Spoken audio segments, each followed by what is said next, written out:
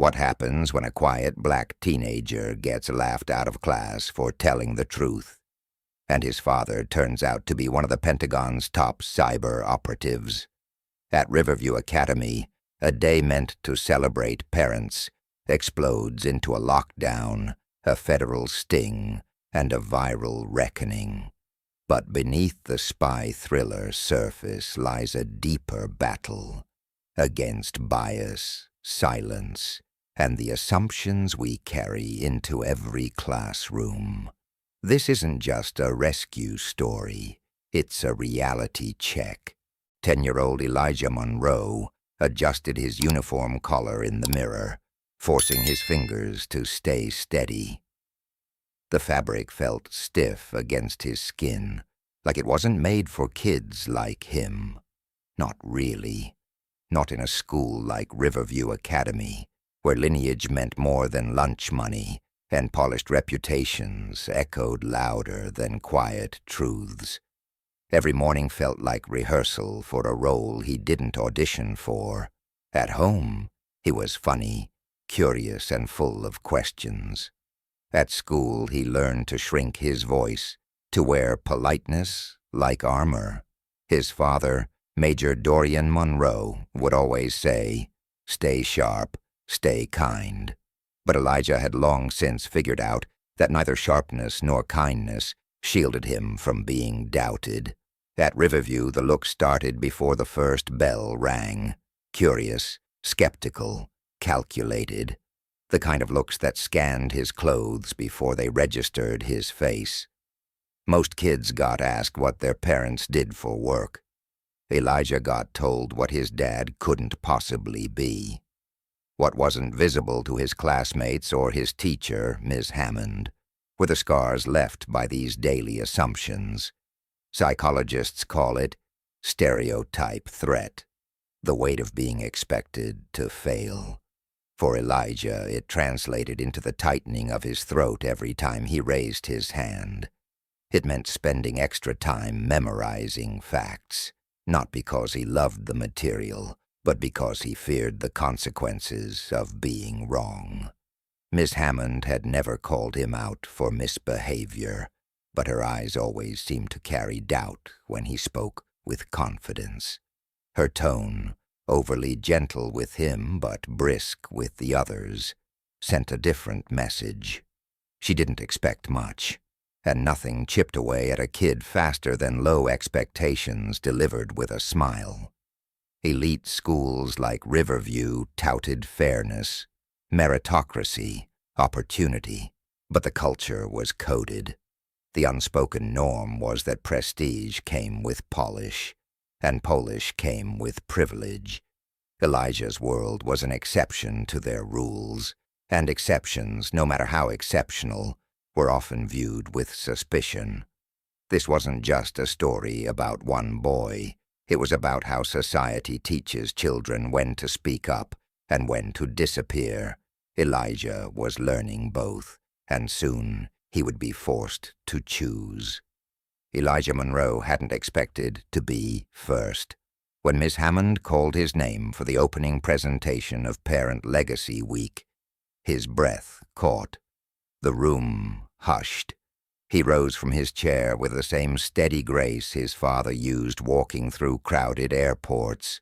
Measured, calm, ready. "My name is Elijah Monroe," he began, "and my presentation is about my father, Major Dorian Monroe, who works in national security at the Department of Defense." A beat of silence.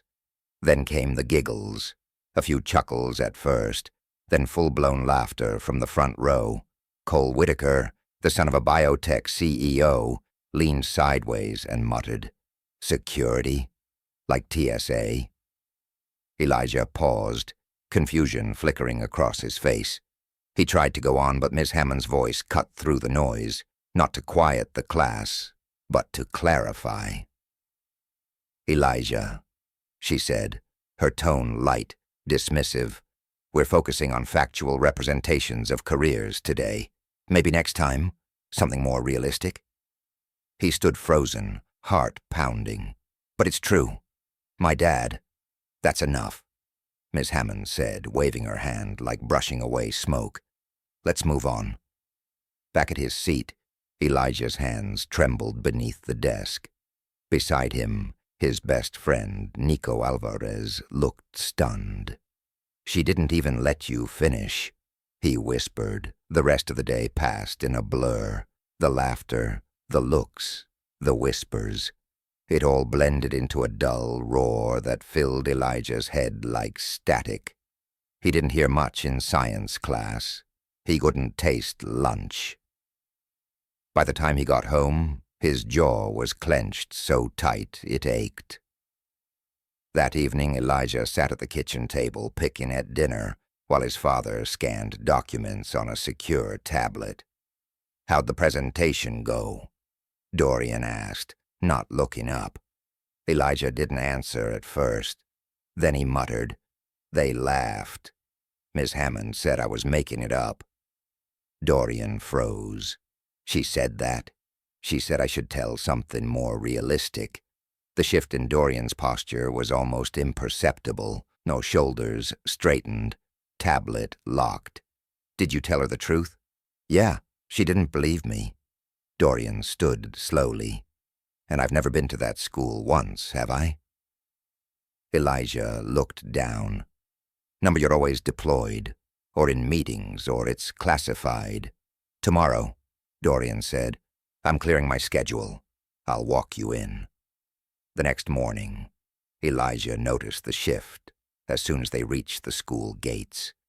His father didn't wear his usual polo and jeans. He was in full military uniform, pressed blues, metal ribbons gleaming, badge clipped prominently to his chest. The SUV he drove wasn't their usual one, either. This one was black, armored, government-issued. As they stepped out, a few parents froze. One took a photo. Teachers peered from the windows. Dorian walked calmly beside his son, nodding to the security officer at the entrance. "Good morning," he said evenly. "Dorian Monroe, clearance level 5. Inside the classroom, Miss Hammond looked up and faltered. "Miss Hammond," Dorian said, extending his hand. "Elijah tells me you had questions about my line of work." She flushed, caught somewhere between embarrassment and disbelief. "Yes, well, children often exaggerate." "Not this one," Dorian replied. "He told the truth. You didn't believe him because the truth didn't match your assumptions." The silence in the classroom was heavy. A moment later, the school's internal network went down. Phones blinked. Laptops glitched. In a secure room across town, cybersecurity analysts flagged Riverview Academy as a breach origin point. The same intrusion pattern traced to federal systems just days earlier. Unknown to them, Elijah had already seen the black SUV parked outside his house all week. What no one yet realized was that the mockery of one child had delayed a potential warning, one that might have changed everything. By the time Major Dorian Monroe returned home that night, the pattern was clear. He didn't need a forensic team to tell him something was off. He'd spent nearly 2 decades reading digital footprints and human intentions. What happened at Riverview Academy was no longer just about his son being disrespected. It was part of a larger threat.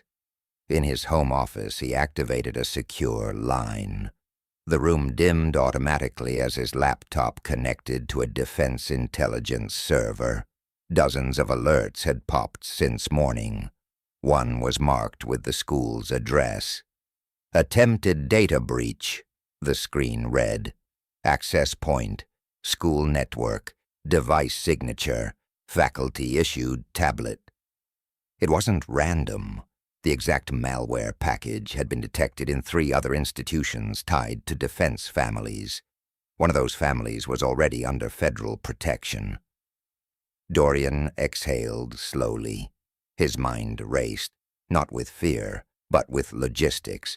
Riverview had just become a target, not because of prestige, but because it had children with connections to power. That included Elijah.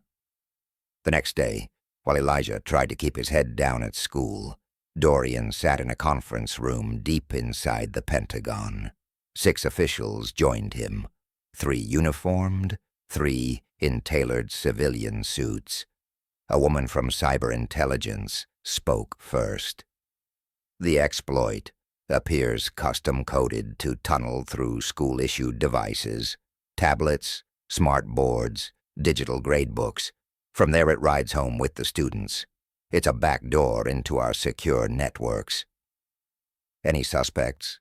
Dorian asked. She tapped her screen. The intrusion bears hallmarks of the Lotus Group, state-sponsored actors. "We believe they're using these schools to map personal and digital connections, family trees, device overlap, potential leverage." A second official added, "This isn't just reconnaissance. They're targeting high-value families, which puts your son in the crosshairs." Dorian's response was calm. "Then I'm pulling him out." "Too late," another agent said, passing a file. "We think they've already started observing him." A man posing as a maintenance tech was seen outside the school perimeter last week. Dorian opened the file. The surveillance photo showed a blurry figure near Riverview's loading dock. The timestamp matched the morning Elijah was laughed at in class. He tightened his jaw. "I want a team, 1 vehicle, plain clothes, no loud presence. If they're watching, I want them to know we're watching back." That evening, Dorian didn't say much over dinner. Elijah could tell something had shifted. His father's quiet demeanor wasn't new, but this time it felt different, like the house itself had changed. "Dad," Elijah asked, "why are there 2 SUVs parked outside?" Dorian glanced up from his plate. "Just some extra eyes, that's all. You're not sleeping tonight, are you?" Dorian smiled faintly. "Not much." Elijah hesitated. "Is it because of me?" "No, it's because of them." At 2:47 a.m., Dorian sat in his study, scanning real-time traffic logs from the school's network. A tiny spike caught his eye. One device, an outdated classroom tablet, had just gone active. It connected briefly to an encrypted server in Eastern Europe, then went dark. He picked up his phone and made a single call. "Activate local lockdown protocol. Tag all devices logged in after midnight." Then he opened a locked drawer and pulled out a compact case. Inside was a watch. Just a regular one by appearance, but embedded with a micro-tracker. He'd had it designed years ago for diplomatic children traveling to hostile zones. He'd never given it to Elijah. Until now. The next morning, Elijah found the watch on the kitchen counter with a note. "Wear this today. No exceptions." At school, the tension in the air was thick. Ms. Hammond looked pale. The Wi-Fi had been shut down. Faculty had been told it was a system update. Students were told nothing. Elijah noticed a new face near the front office, a woman in a navy coat with sharp eyes that never stopped moving. The kids had no idea, but Riverview Academy was already under silent lockdown. And somewhere across town, a man Dorian hadn't seen in years was receiving instructions of his own. His name was Anton Mirov, a ghost from an old mission, someone who had disappeared after a failed operation in Belarus. Now he was back, and he had one clear directive: retrieve the boy. No noise, no trail, no survivors. It started with a flicker. One of the hallway lights near the computer lab blinked twice, then went out. No one noticed at first. Students at Riverview Academy were too busy rehearsing their presentations or glancing at their parents arriving for Parent Legacy Week. Parents filled the halls, Some in pressed suits, others in designer blazers, chatting about hedge funds, political campaigns, or IPOs. The academy buzzed with pride and pretense. In room 204, Elijah Monroe sat beside his father, nervously tapping his fingers against the desk. Major Dorian Monroe, dressed in plain clothes this time, looked every bit the engaged parent, calm, collected, unassuming, but his eyes scanned everything. 2 weeks had passed since Elijah's public humiliation. Miss Hammond hadn't apologized, not fully, but she'd grown distant, less condescending, more cautious. Rumors had already started swirling about who Elijah's dad really was, and though no one said it directly, the shift was tangible. Then the school's PA crackled. "Attention staff and students," said Principal Geller's voice, composed but strained. "We are initiating a brief lockdown drill. Please remain in your current rooms until further notice. This is not a drill, but there is no cause for alarm." The energy in the classroom shifted instantly. A few kids giggled nervously. Others exchanged glances. Miss Hammond looked confused but obeyed the protocol, walking over to close the blinds and lock the door. She tried to speak with authority, but her hands shook as she drew the blackout curtain. Elijah looked at his dad. "Is this because of the tech thing?" he whispered. "Don't move," Dorian said quietly. "Not unless I tell you to." Outside the classroom, 2 men in maintenance uniforms were walking briskly down the corridor. One paused at a security panel and opened it with a key card. He typed in a quick code and locked the doors on that side of the hallway. But his ID badge didn't match any employee on the school roster. Dorian had seen the man before, on a surveillance photo taken near a compromised government site 6 months ago. His name wasn't listed in any school records. It was Mirov, and now he was inside. The FBI had been tracking similar threats for weeks. They called them soft tunnel intrusions, cyberattacks launched through low-security networks like schools, libraries, or community centers, then used to leapfrog into high-value systems. Most of the time they stayed digital, but this wasn't most of the time. Today, Riverview was the endpoint of something else, something physical, and someone wanted Elijah. "Sir, we've lost live camera feeds from the 2nd floor," said the voice in Dorian's earpiece. "Go to thermal scan," he replied. He reached for the watch on Elijah's wrist, tapping twice. A low green light blinked back, still active, still traceable. Dorian stood slowly. "Miss Hammond," he said in a firm voice, "I need everyone in this room to stay calm and quiet. Close the window, lock the interior latch, pull the shade." Her lips parted, confused.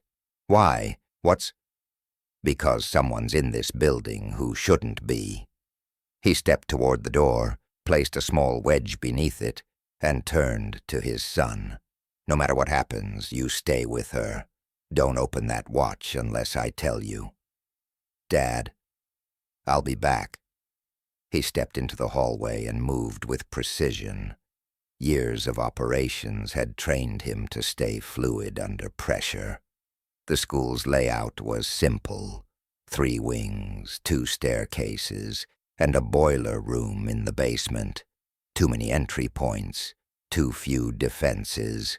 He headed toward the west stairwell, where a janitor had reportedly disappeared 15 minutes earlier.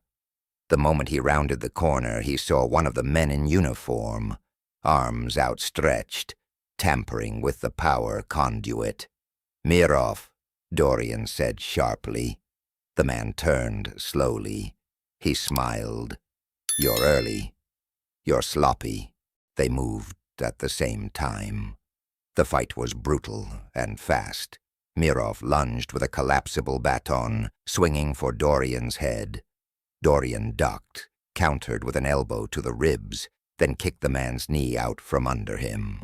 The baton clattered to the floor, but Mirov wasn't alone. A second operative stepped out from the classroom across the hall, holding what looked like a remote detonator. "Step back," he warned, "or we go loud."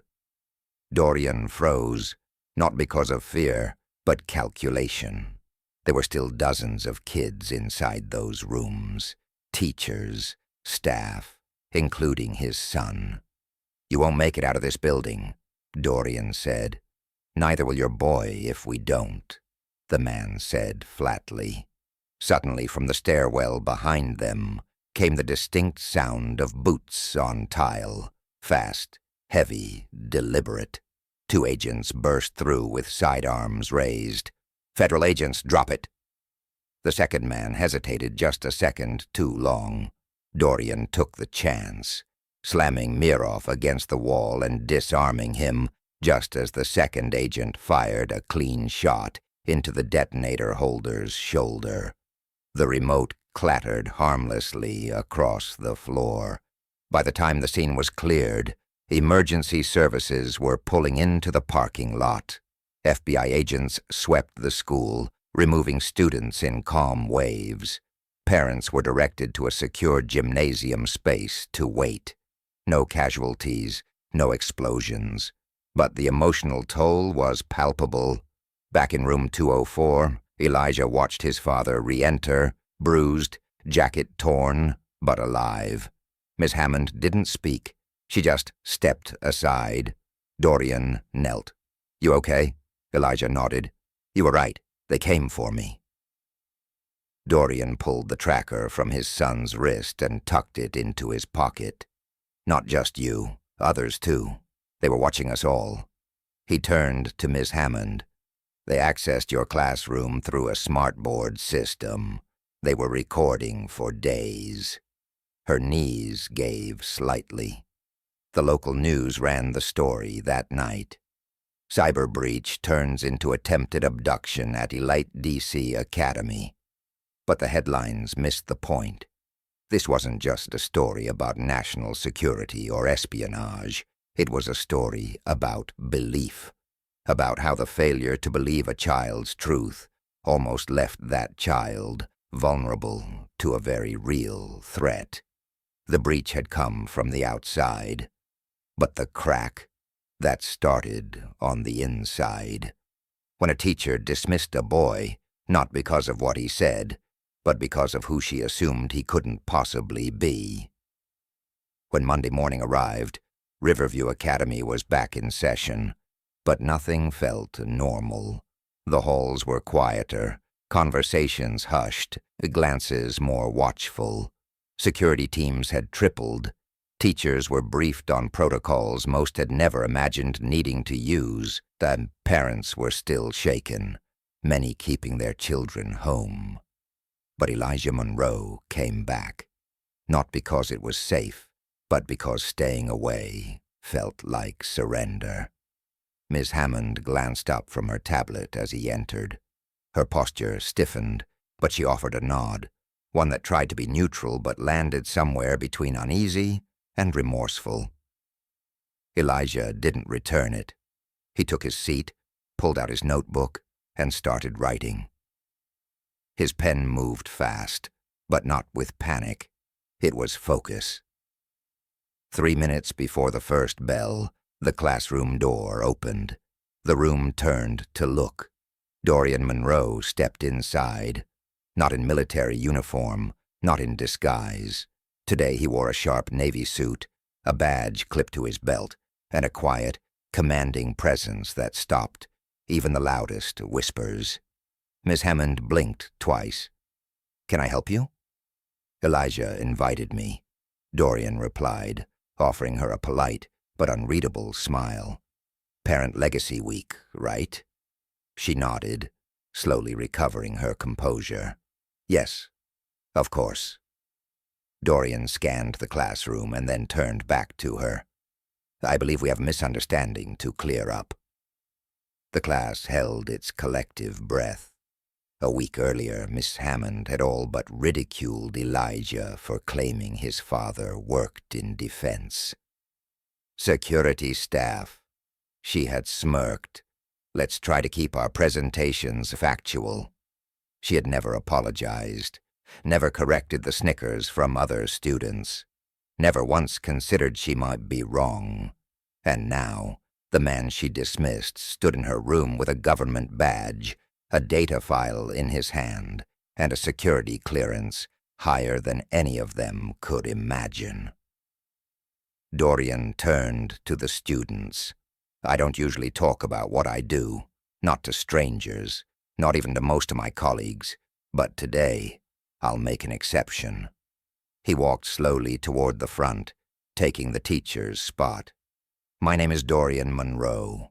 I'm a senior strategist with the Department of Defense, focusing on national cyber infrastructure and counterintelligence threats.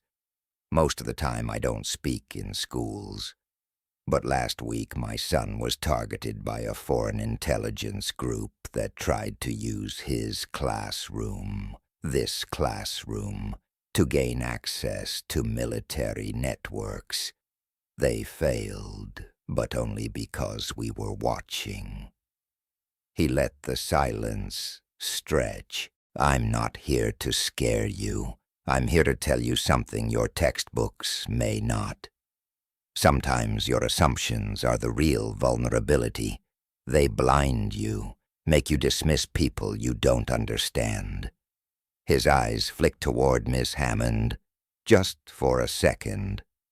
You see a kid like Elijah and think, he doesn't belong here, not because he lacks ability, but because something about him doesn't fit the image you've built of what belonging looks like. A few students squirmed, others looked away. But here's the truth. Security isn't just about technology or weapons or passwords.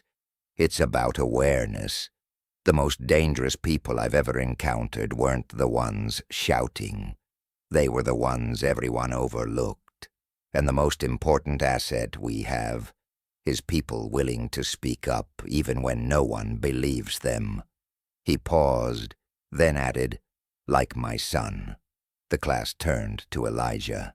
He kept his eyes on the desk, but a quiet pride sat in his posture, shoulders square, head high. Miss Hammond finally cleared her throat. Mr. Monroe, He held up a hand. Not harsh, but final. There's a time for apologies, and there's a time for accountability. The difference is what you do after. He turned back to the students. I don't expect you to remember everything I said, but I hope you remember this. Sometimes the person who seems least believable is the one you should be listening to. He gave his son a nod, then headed for the door, but before he left, he handed Miss Hammond the folder he had brought. She opened it after he exited.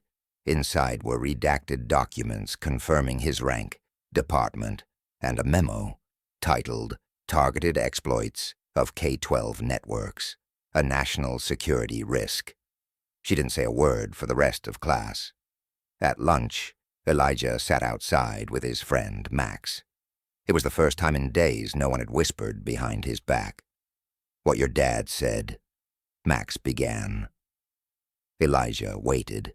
It was cool, Max said. Like, not just about being right, about all of it. Elijah nodded. He doesn't like attention, but when it matters, he shows up. Across the quad, other students looked his way, but not with pity or disbelief anymore. Some nodded. One even gave a thumbs up. It wasn't validation Elijah was after. It was acknowledgement. That what he said mattered. That he mattered. Later that day, Principal Geller stopped Dorian in the parking lot. I owe you more than thanks, he said. I've already spoken to the board. We're reviewing our staff training, cyber protocols, everything. You should also review your admissions culture, Dorian said plainly. Not just who gets in, but how they're treated when they do. Geller nodded. "We will." Dorian looked him in the eye.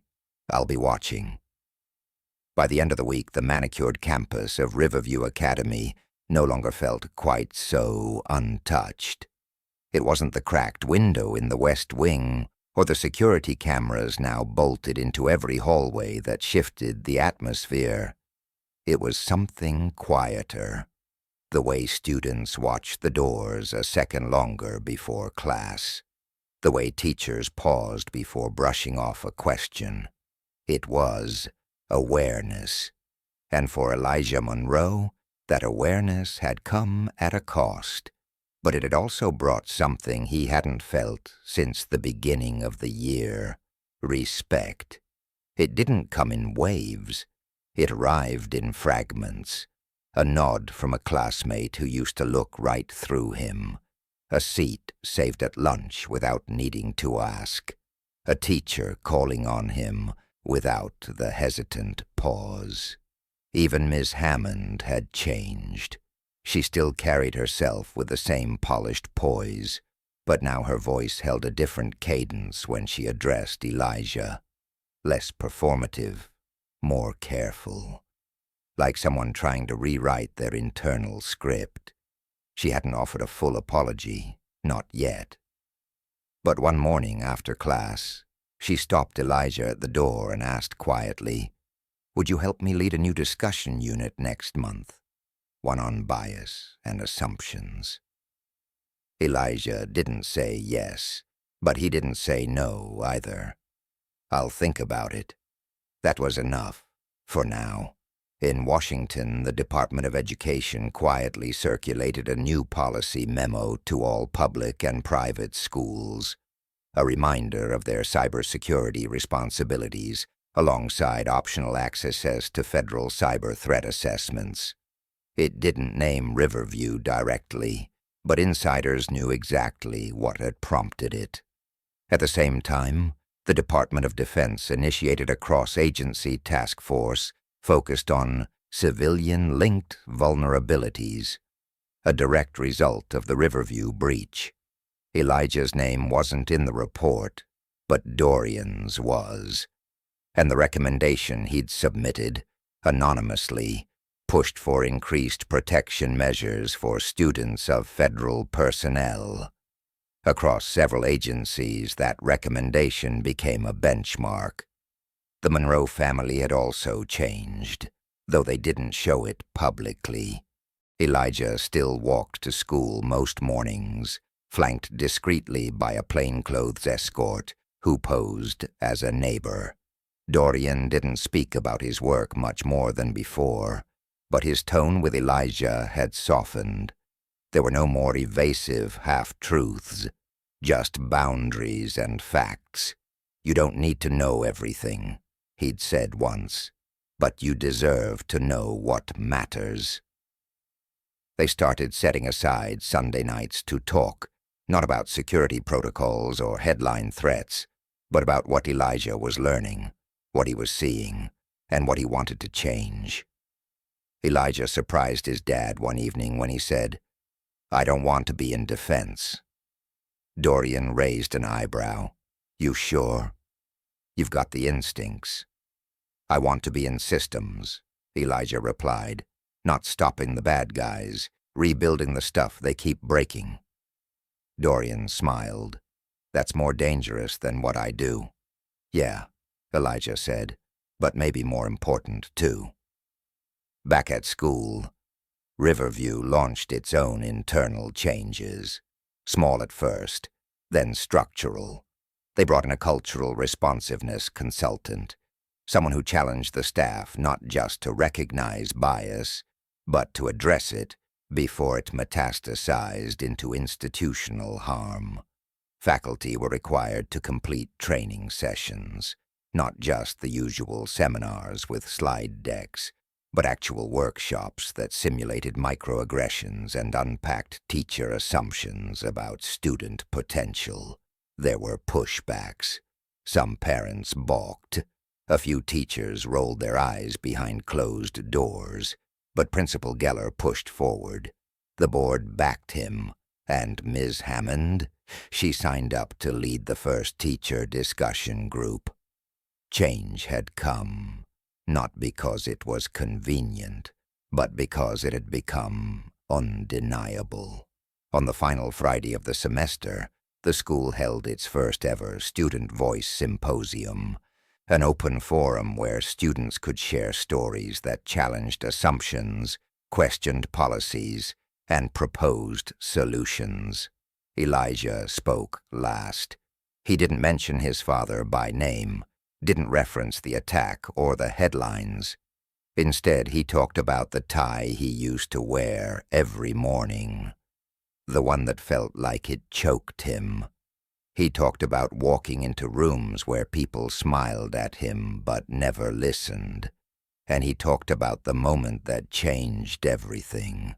When the truth finally walks in, he said, some people look away, some apologize, and some start to listen. He looked at Miss Hammond, seated near the back. And the ones who listen, they're the ones who help us fix it. The room was silent when he sat down.